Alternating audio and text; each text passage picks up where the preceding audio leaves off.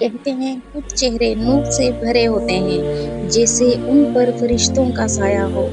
ملائکہ بھی ویسی ہی تھی، آنکھوں میں ایمان کی روشنی اور دل میں حیا کی خوشبو۔ سب کہتے تھے یہ بیٹی تو سب کے لیے مثال ہے، مگر کون جانتا تھا کہ نکاح کی پہلی رات ہی اس کی قسمت کا ورق ایسا پلٹے گا کہ پورے محلے میں سناٹا۔ ملائکہ ایک ایسی لڑکی جس کی آنکھوں میں ایمان کی روشنی اور دل میں حیا کی خوشبو بسی ہوئی تھی، ایک مذہبی گھرانے کی بیٹی جو ہمیشہ ماں باپ کے قدموں میں جنت ڈھونڈتی ہیں۔ وہ بچپن سے ہی قرآن پاک پڑھتی، نماز کی پابندی کرتی اور ہر وقت اللہ کے قریب رہنے کی کوشش کرتی۔ گھر والے فخر سے کہتے، ہماری بیٹی تو سب کے لیے مثال ہے۔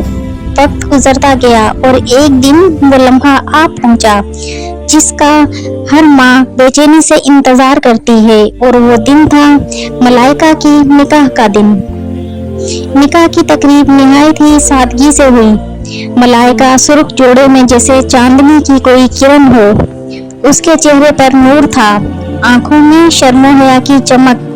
سب نے دعائیں دیں، سب بہت خوش تھے۔ یہ خبر تھی کہ یہ خوشی کی رات اس کی زندگی کی آخری رات بن جائے گی۔ شادی کے بعد ملائکہ کو سسرال لے جایا گیا۔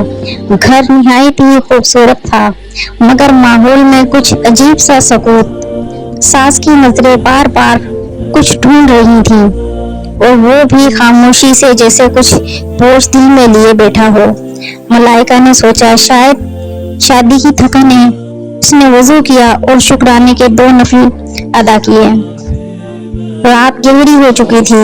رات کے آخری پہر اچانک ایک چیخ گونجی، ایک ایسی چیخ جو پورے محلے میں سناٹا چھایا ہوا تھا۔ لوگ دوڑے دوڑے آئے، دروازہ کھولا اور سامنے ملائکہ کی لاش زمین پر گری پڑی تھی۔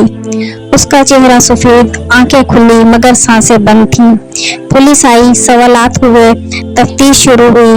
کسی نے کہا گھر میں گیس لیک ہو گئی تھی، کسی نے کہا کہ وہ گر گئی تھی، اتفاقیہ حادثہ تھا، مگر ماں کی آنکھیں فوراً پہچان گئیں، یہ حادثہ نہیں، یہ قتل تھا۔